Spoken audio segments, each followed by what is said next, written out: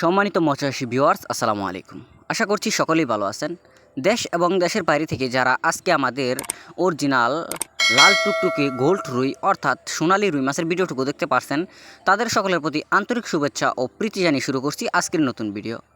তো ভিউয়ার্স, ভিডিওতে স্ক্রিনে যে মাছের পোনাগুলিকে লক্ষ্য করছেন, এগুলো হচ্ছে গোল্ড কালারের রুই অর্থাৎ সোনালী কালারের রুই।